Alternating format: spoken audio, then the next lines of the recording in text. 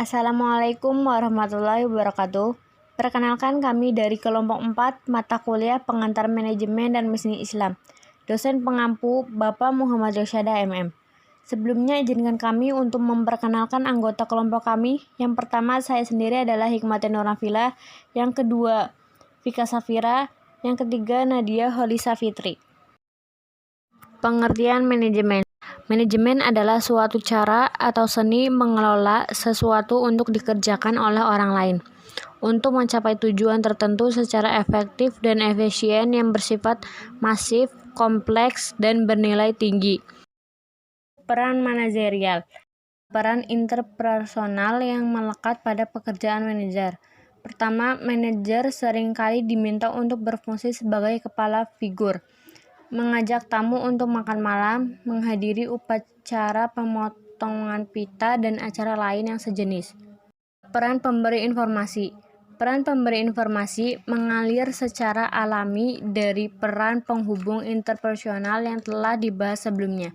Proses pelaksanaan dari peran ini menempatkan manajer pada suatu titik strategis untuk mengumpulkan dan menyebarkan informasi. Peran pemberi informasi yang pertama adalah pengawas. Manajer juga merupakan seorang penyebar informasi. Peran pemberi informasi yang ketiga berfokus pada komunikasi eksternal, juru bicara. Peran pengambil keputusan. Informasi yang diperoleh manajer sebagai hasil pelaksanaan peran pembawa informasi memiliki dampak pada keputusan penting yang dia buat. Pertama, manajer memiliki peran sebagai wirausahawan, inisiator sukarela terhadap perubahan. Peran pengambil keputusan yang kedua dimulai bukan oleh manajer, tapi oleh individu atau kelompok lain. Peran pengambil keputusan yang ketiga adalah pengalokasi sumber daya. Peran pengambil keputusan yang keempat adalah perunding. Keahlian manajerial. 1. Keahlian konseptual. Manajer tingkat atas harus memiliki keterampilan membuat konsep, ide, gagasan, dan membuat rencana kerja. 2. Keahlian berhubungan dengan orang lain.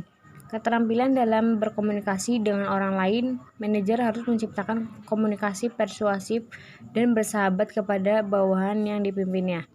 3. Keahlian teknis. Kemampuan untuk menjalankan suatu pekerjaan tertentu, misalnya menggunakan komputer, memperbaiki mesin, accounting, dan lain-lain. 4. Keahlian manajemen waktu. Keterampilan yang merujuk pada kemampuan manajer untuk menggunakan waktu yang dimilikinya secara bijaksana. 5. Keahlian membuat keputusan. Kemampuan untuk mendefinisikan masalah dan menentukan cara terbaik dalam memecahkan masalah. Materi selanjutnya akan disampaikan oleh Vika Safira. Keahlian manajerial. Beberapa keahlian lain saat ini juga menjadi keahlian yang diperlukan dalam manajemen, terutama dikaitkan dengan persaingan tingkat global. Keahlian dalam manajemen global. Keahlian manajerial yang tidak hanya fokus pada suatu keadaan di negara tertentu, akan tetapi juga lintas negara, bahkan budaya. Keahlian dalam teknologi. Keahlian manajerial dalam mengikuti dan menguasai berbagai perkembangan teknologi yang terjadi. Struktur organisasi. Struktur organisasi menurut David Wilson dan Robert Rosenfeld adalah pola hubungan yang diciptakan di antara komponen-komponen bagian dari seluruh organisasi yang menggambarkan pola komunikasi, pengendalian, dan wewenang. Struktur organisasi dicerminkan dalam bentuk bagan atau grafis yang disebut dengan organisasi.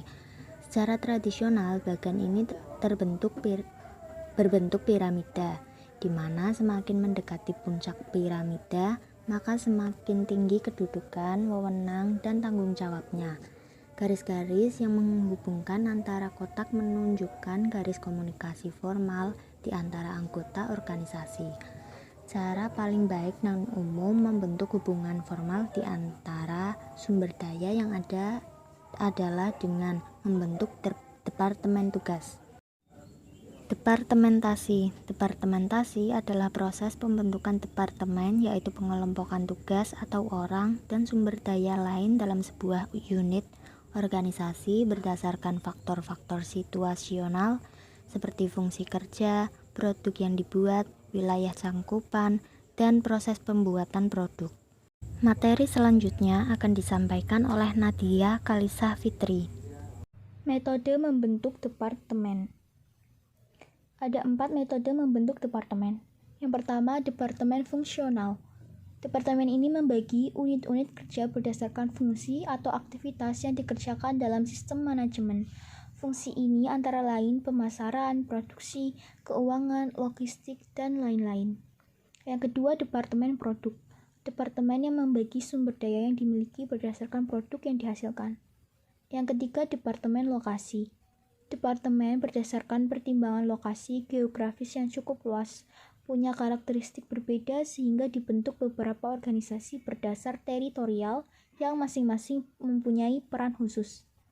Dan yang keempat, departemen pelanggan.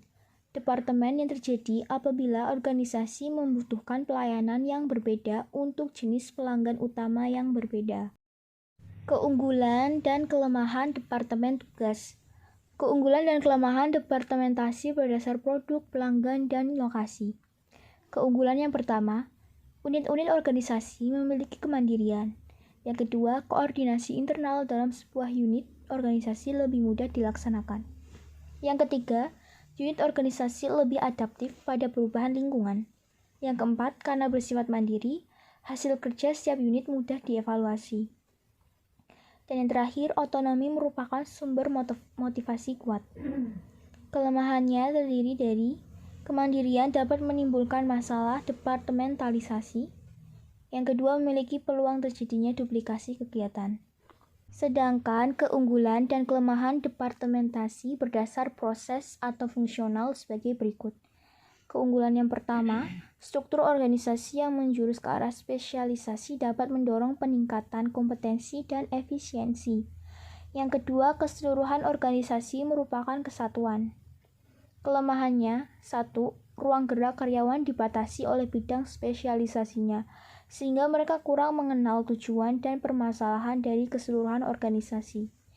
Yang kedua, unit organisasi kurang dapat berfungsi sebagai tempat untuk mempersiapkan tenaga pemimpinan karena seseorang yang berkembang atas dasar spesialisasi belum tentu memilikinya. Itu saja yang dapat kelompok kami sampaikan, kurang lebihnya mohon maaf. Wassalamualaikum warahmatullahi wabarakatuh.